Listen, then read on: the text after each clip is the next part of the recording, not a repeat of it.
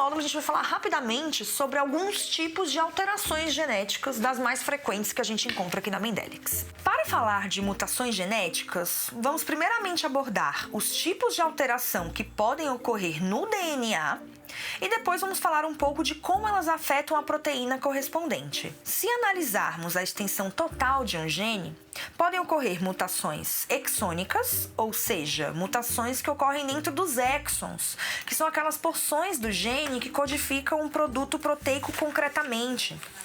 Mas também podem haver mutações intrônicas, ou seja, que ocorrem dentro dos introns, regiões do gene que são removidas antes da proteína ser produzida. Muitos dos mecanismos dessas mutações ainda não estão esclarecidos, mas algumas regiões intrônicas têm alguma importância na ativação ou inativação do gene, por exemplo.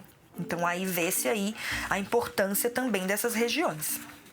Pode ser que a mutação seja em alguma região de splicing do gene, alterando os exons que vão para a tradução ou excluindo parte de algum deles indevidamente. Pode acontecer uma simples substituição de bases, uma troca de uma base por outra, simplesmente. Mas também podem ocorrer deleções de uma ou algumas bases, bem como inserção de bases ao gene considerado normal. Pode haver também o que chamamos de expansão, que é uma pequena parte do gene, por exemplo, um códon, que por algum defeito de replicação do DNA, por exemplo, ele acaba se repetindo muitas vezes mais do que se repetiria no gene normal, provocando a produção de uma proteína anômala também. Alterações no DNA podem provocar não apenas mudança na sequência de aminoácidos da proteína em questão, mas pode também mudar a pauta de leitura do gene, deixando todos os aminoácidos alterados a partir de um certo ponto. Este tipo de mutação chamamos de frameshift. Os frameshifts geralmente são decorrentes de inserções e deleções pequenas. Falando um pouco do lado proteico dessa história, resumidamente, as mutações podem gerar uma proteína alterada em composição, mas muitas vezes também alterada em tamanho, o que também compromete a sua atividade. Se qualquer uma dessas mutações gerar um códon de parada, a síntese da proteína é cessada, gerando um produto incompleto e, obviamente, sem função. Percebe-se aí que esse tipo de mutação é altamente patogênica, pois provoca o que chamamos de stop gain, ou seja, a parada na adição de aminoácidos na proteína em produção. Mutações que geram códons de parada imediatamente são chamadas de mutações nonsense.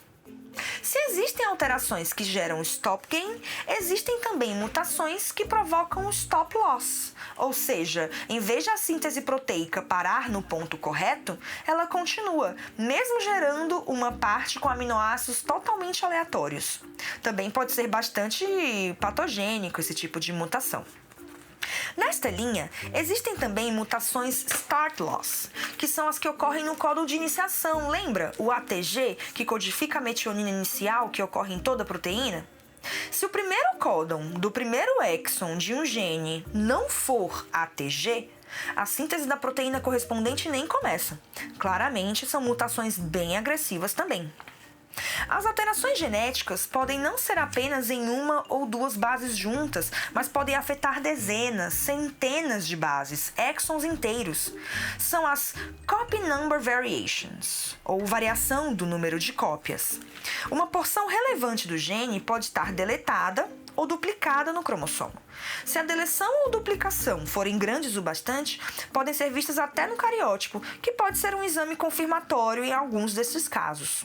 E para finalizar, mais alguns comentários um pouco mais gerais sobre o DNA e seu funcionamento. Bom, veja que todos esses fenômenos, fabricação de proteínas, metabolismo da informação que está no DNA, todos esses processos acontecem o tempo todo no nosso corpo. Então, não existe um momento em que nós não estamos produzindo proteínas. Ao contrário, a todo momento nós estamos produzindo proteínas, até porque é assim que nós nos mantemos vivos e estáveis. Então, todos esses processos biológicos, eles acontecem em tempo real, no tempo todo, em todas as nossas células. Seja para que fim seja para manter o seu corpo, seja para secretar um hormônio, seja para sinalizar fome, qualquer fenômeno biológico vai ter produção de proteínas envolvida.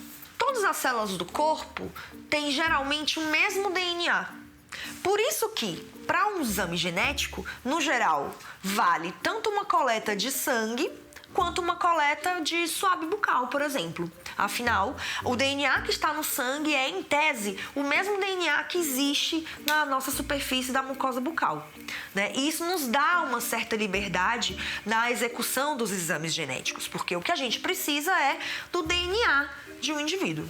Apesar de células diferentes conterem o mesmo DNA, por que nós temos o olho? Por que nós temos uma perna? Por que não nasce um olho no meio do meu braço, por exemplo? Na verdade, porque por mais que o DNA seja o mesmo em virtualmente todas as células, esse DNA ele é ativado ou inativado seletivamente, de acordo com o seu ambiente, de acordo com a sua localização e com a sua interação entre outras células. E de acordo com a sua interação com outras células, né? Então veja que num DNA de uma célula de olho, por exemplo, os genes que estão ativados são genes relativos à fisiologia do olho, enquanto que genes, por exemplo, de metabolismo digestivo também vão existir em células do olho, só que eles estarão inativados.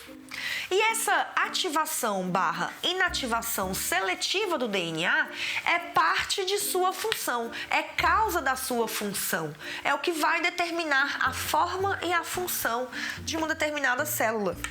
O nosso DNA, ele é o mesmo ao longo da vida também, mas ao longo da vida eu mudo o set de proteínas que o organismo produz. Por exemplo, nos primeiros anos de vida, a gente tem muito ativos as moléculas relativas a crescimento.